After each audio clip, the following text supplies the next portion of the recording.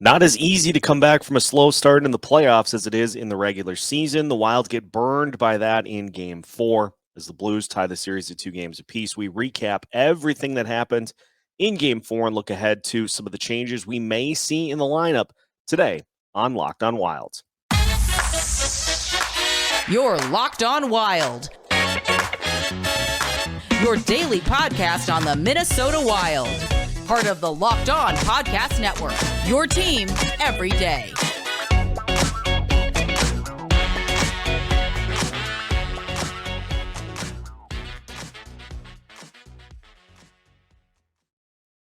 What's happening, everybody? Welcome to another episode of Locked on Wild, your daily Minnesota Wild podcast, part of the Locked On Podcast Network, your team every day. Thank you for making Locked on Wild your first listen each and every day. And just as a reminder, Locked on Wild is free and available wherever you listen to podcasts. A whole lot of Game 4 reaction coming today, such as a quiet series so far for the Kevin Fiala, Freddie Gaudreau, and Matt Boldy connection. We look at an off night for the GREEF line and how St. Louis was able to capitalize to tie the series at 2 games apiece.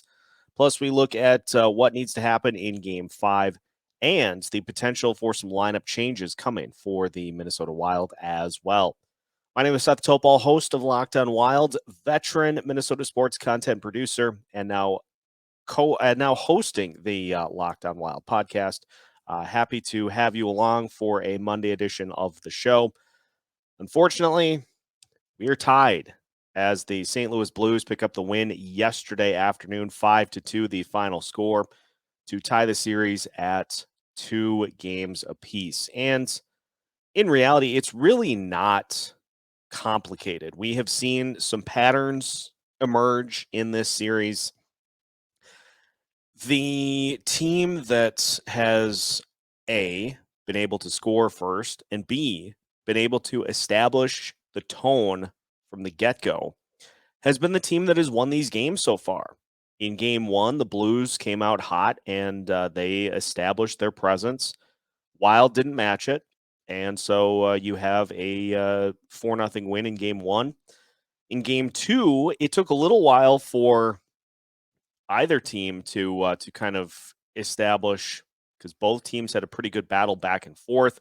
And so, you felt like maybe that was an advantage for the Blues, but the bigger point there is that in Game 2, the Wild matched the Blues play and intensity for the first handful of minutes until the Wild were able to score and then kind of take control of the game and win Game 2. Now, the Blues did mount a comeback, and it was actually a similar script that we saw in Game 2 as we saw in Game 4. The Wild mounted the comeback. They got it to 3-2, and then the Blues get a couple of goals to push things away at the end. Main point being, the Wild were the team that was able to match St. Louis early and was able to score and kind of take control of that game. In Game 3, we saw the same story. Wild get control early, they score early, and they really leave no doubt in that one. Now, in Game 4, Blues came out of the gate swinging. The Wild spent almost the entirety of the first period on the penalty kill, which gave St. Louis that amped them up quite a bit and helped them, grab the 1-0 lead, then make it 3-1 in the second period. And so you look at all of these things, all these little games within the game. And really, for the Wild, what it boils down to, the thing that let them down the most in Game 4 was just that they were not ready to match the style that St. Louis played right from the opening puck drop. And we knew going in that St. Louis was going to be the desperate team down 2-1. Made a ton of changes in the lineup, dealing with injuries to their decor. Jordan Binnington in net, lineup changes, all of those things. The things that teams in the playoffs that are desperate do. The Wild just they did not match that level of play and that intensity from the get-go. Now, yes, they did battle back to make it a game 3-2 late in the third period. But you wonder what would have happened had the Wild been ready to play from the drop. It could have been a different outcome, but when you let a team dictate the way that they want to play and allow them to do that by being on the power play multiple times, by sustaining sustaining rushes, sustaining zone presence, all of these things give confidence to the team that's able to do them. And in this case, the Blues had a ton of confidence with how things were rolling, especially early, because they were on the power play 3 separate times. Granted, they didn't score, but you get a double minor and then you get 2 other penalties. And that kind of amped them up for how the rest of the game was going to go. And, a couple of other things that did not work in the Wild's favor. They did not take advantage of the fact that the Blues were dealing with injuries to their D-core. I mean, you had 2 defensemen in this game that played over 30 minutes apiece.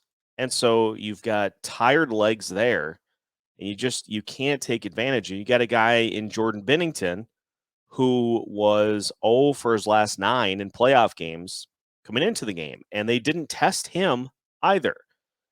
So I've seen a lot of fan reaction, frustrated that it felt like a missed opportunity for this Minnesota Wild team, considering the conditions, considering how St. Louis was going to play.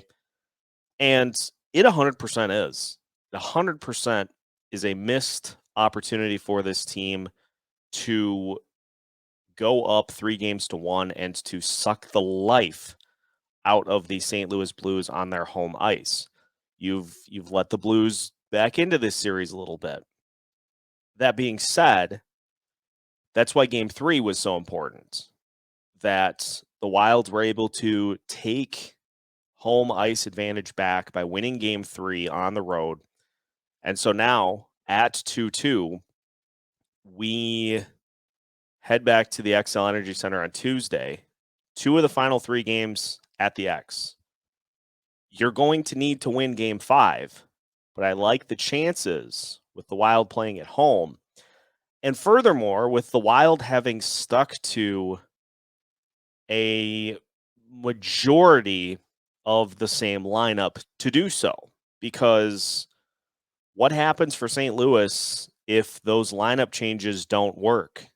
Then what do you do? If Jordan Binnington comes in and he's no better than Ville Husso, then what do you do? The Wild still have options if needed in this series, goaltending wise. They've got some lineup things that can be considered as well. I'm not letting the team off the hook for the performance against St. Louis on Sunday, but perspective in this, what we expected was going to be a very long series. The Wild are in a spot where they can still take advantage with 2 home games left in this series, needing 2 out of the final 3 wins. The path is pretty well known how to get to where the Wild need to get to. And so it's on the players if they're going to perform at a level that will allow them to handle things and to advance. So it's pretty well documented what needs to change, what needs to happen. And yet there are still some little wrinkles that we can look at to kind of further dissect what we saw in Game 4 and what we've seen so far in this series, such as a little bit of a quiet start, to say the least, for the Kevin Fiala, Matt Boldy, Freddie Gaudreau line. We'll talk about their performance so far in this series and if the goal in Game 4 is going to be a little bit of a springboard for them going forward. More as we continue to recap Game 4 of Wild Blues next here on Locked on Wild. BetOnline.net is your number one source for all of your betting stats and sports info. You can find all the latest sports developments, league reviews, and news, including this year's NBA playoffs, Major League Baseball season, the Stanley Cup playoffs, and so much more. BetOnline is your continued source for all of your sports wagering information, from live betting to playoffs, esports, and more. So head to their website today or use your mobile device to learn more about the trends and the action. You can find that all at BetOnline, where the game starts. Continuing today's episode of Locked On Wild, once again, thank you for making Locked On Wild your first listen each and every day. Once your first listen of the day is done, make sure you head over to the Locked On NHL podcast to get a recap of everything over the weekend that happened in the Stanley Cup playoffs and a preview of what's to come here, both tonight and the rest of the week. The Locked On NHL podcast is free and available wherever you listen to podcasts. The Matt Boldy, Kevin Fiala, Freddie Gaudreau line finally breaking through for a goal against the Blues to, at the time, make it 3-2.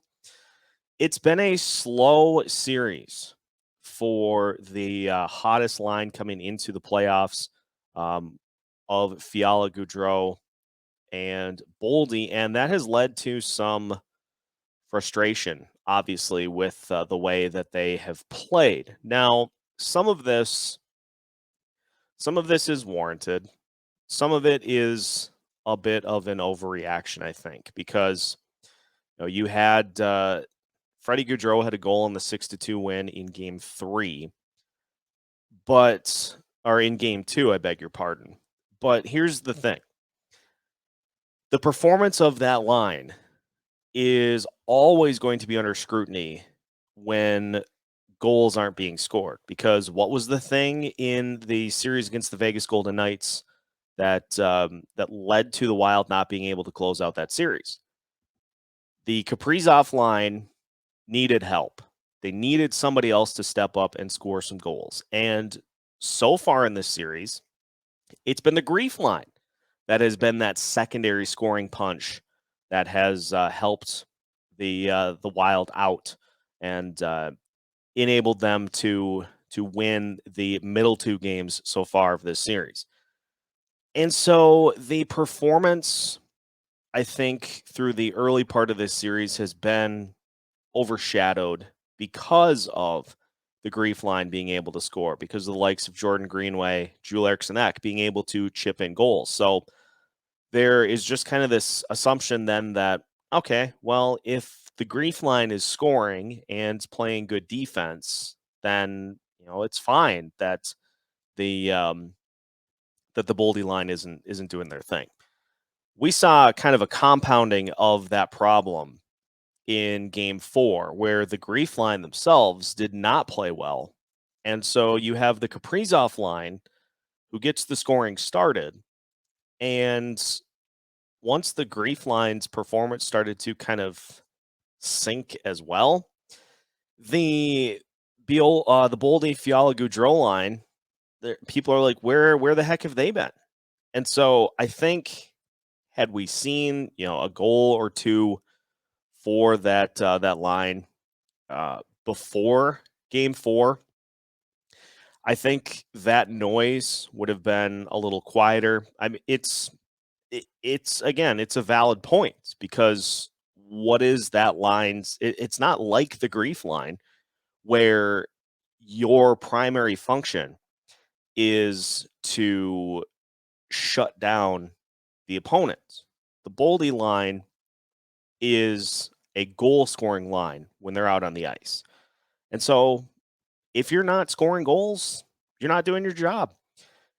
That's not to say that they've played terribly bad. I mean, they've been making plays, albeit not scoring goals. But again, back to my point, the job when they're out there is to put the puck in the net. And so my hope is that the goal scored by Matt Boldy, in which he had a nice feed from Fiala, and they both crashed the net, and there was just that huge scrum of traffic right in front, and the puck ended up slipping behind Jordan Binnington and going in to make it then 3-2. I'm hoping that is a springboard for that line to perform better here over the final few games of this series. Because if those guys get going, then the GREEF line can slot back into their normal presence, which is to, try to slow down the top line of the opponents. And you also then take some pressure off of them so that they can get back up to the level they expect to be at. And you have then the pick your poison for the St. Louis Blues of, well, who do we try to slow down? Do we try to slow down the Kaprizov line, which they really haven't been able to do yet in this series? Or do we try to slow down the Fiala line? So it feels like a situation where, much like the start of this series, the Wild just needed to get one. The Boldy line just needed to get one. And so I would expect in Game 5 that we're going to see a much more sharp and crisp and aggressive approach from Kevin Fiala, Matt Boldy, and Freddie Gaudreau. I know Fiala's frustrated. His performance, he hasn't scored, and this has become kind of a thing with him in the postseason. But let's not lose sight of the overall body of work here. He does need to step it up. Yes. I'm not trying to let anybody off the hook here. But overall body of work, Kevin Fiala is a great player. Teams just do way more, try to do way more against you in the postseason. And so if his performance in Game 5, if he ends up with a goal or contributes to a couple of goals, then we're right back where we need to be. But I think, again, overall theme here is that the performance has been magnified due to the GREEF line struggling in Game 4 and kind of opening that door of, well, hey, where have these guys been too? You want to have at least two of those lines producing during each game. You got to have two of those lines kind of take the lead. And so when a couple of them are struggling, that's when it becomes a problem. So again, wipe it clean, gear up for Game 5, and I do like this team's chances going into that fifth game at home against the St. Louis Blues. So we may have some lineup tweaks.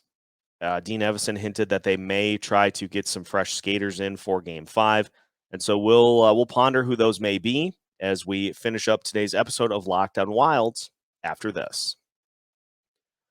Summer is here, which means that you are going to be out and about way more, and you need a go-to on-the-go snack to match. Built Bar is here to do just that for you. Built Bars are both healthy and delicious. You're not sacrificing delicious food for the sake of health. With Built Bar, you can have both. And it's easy. All you have to do is head to Built.com to order yours now. Built Bars are covered in 100% real chocolate, which means that with Built Bar, you can eat healthy and enjoy doing it too. Most Built Bars contain 130 calories, 4 grams of sugar, 4 net carbs, and 17 grams of protein. You can compare that to your standard candy bar with right around 240 calories, 30 grams of sugar, and dozens of net carbs. So head to Built.com, use the promo code LOCKED15, and you'll get 15% off your order. Again, use the promo code LOCKED15 for 15% off at Built.com. Final segment of today's episode of Locked On Wild. Once again, thank you for making Locked On Wild your first listen each and every day. And once again, Locked On Wild is free and available wherever you listen to your podcasts. Dean Evason, in some of his comments today, alluding to the fact that the Wild may decide to put some fresh skaters in on the ice for Game 5. Now, let's just process of elimination this. You're not going to replace anybody in the Kaprizov line. You're not going to replace anybody on the GREEF line. You probably are not going to replace anybody on the Fiala line, betting on them to have a huge bounce back game in Game 5 and to kind of build off of their Game 4 performance. So might we see some fourth line changes for this Minnesota Wild team? Now, you look at the fourth line. Tyson Jost has had a very good series himself. His line mates, not as much. So you look at the suspects that could come in that could replace either Nick Delorier or Brandon Duhaime. Connor Dewar, I think, is one name that will get some serious consideration because he is, he's a grinder similar to the style of Tyson Jost, a good PK guy, and I think can bring you some spark and some hustle and some energy for that fourth line. The fourth line's entire reason for existence has been to be kind of that second enforcer line after the GREEF line, and their performance has been up and down here in this series so far. You look at in game 4, the only two lines that were negative plus minus were the fourth line and the GREEF line. The GREEF line was a -2. The fourth line was a -1. And so the other lines out there, were in either positive territory or were at worst even. So we could very likely see a couple of changes on that fourth line, and whether you slot in both Nick Bjugstad and Connor Dewar, that could be very possible. I think I'd be shocked if Dewar doesn't get a look. Again, because your center on that line is playing well in Tyson Jost. So it seems that it would be an easier go to replace the wings and just see if that gives you a little different look on that fourth line. The other spot, I think, is on defense. And we got to talk about Matt Dumba's performance in game 4 because he had the egregious turnover that resulted in a Blues goal. And it's no secret that Dumba has not been playing at 100% through the course of this series. And we were willing to give him the benefit of the doubt because he's trying to grind through it and still play. And so as long as it's not a liability out there, then you say, okay, let's roll. But his performance in game 4 is starting to kind of concern me that we may be getting to the point where he needs to be given an opportunity to rest at least for a game or two as the games in this first round series take on more meaning. His shot just is not what it is at the full height of Matt Dumba being healthy. It's not the same. And so he is not, he's not doing as much with it, which led to Jonas Brodin and Matt Dumba, led to their lines' overall numbers in game 4 being down compared to where they were at over the rest of the series. So I wonder if we see some changes to the decor for the Wild. We saw Alex Goligoski come in for Dmitry Kulikov, and Goligoski has had some really nice moments in this series so far. So it looks to me as though, guys, if they're skating under the radar, if they're not really making like glaring mistakes, then they stay in. So because of the fact that Dumba had one that pretty glaringly led to a Blues goal, I wonder if we see him come out for a game and see somebody else slotted in. And as far as the goaltending situation goes, I still think you roll with Fleury. Not a great performance for him by any means, but again, you look at what happened in front of him, and just it was a flat performance by the Wild. If anything, I think his performance helped keep the game at 1-1 through one period. So I think there's a very good chance that Fleury bounces back because I think the team in front of him will also bounce back in game 5. And so I don't think until you get to true, like, we have to shake things up in this series, I think that's when we maybe see a change. But again, you look at what happened between games 1 and game 2, where Dean Evison said, we don't feel like those goals are on Marc-Andre Fleury, and that the team in front of him, if they play better, that will reflect on his performance as well. Kind of feels like a similar situation here in that, just a flat effort by the team in general, and the goalie not really getting any help is why I would, lead to Fleury getting the start in game 5 tomorrow night. But we'll wait and see kind of what happens here over the next 24 hours, see if we get any announcements on lineup changes before game 4 tomorrow night, but game 5 tomorrow night. But all in all, much like the Wild did after game 1, you just got to flush, and you have to come out with much better urgency and intensity and just overall play. Just come out with much better play in game 5. And as the Wild were in games 2 and 3, they'll be fine. So it's amazing how, like, all the little intricacies of this series, how it gets kind of easy to just boil it down to the things that need to happen. And if they do happen, then the Wild usually win. If they don't happen, well, that's where the Blues get even. So that's all we've got for today. So thank you for tuning in to today's episode of Locked On Wild. Now that your first listen of the day is done, make sure you head over to Locked On Sports Minnesota to check out the Ron Johnson Show, as well as Superior Sports Talk, 2 great additions to your favorite Locked On Minnesota sports programming, and a great way to further amp up for the series going back to the XL Energy Center tomorrow night.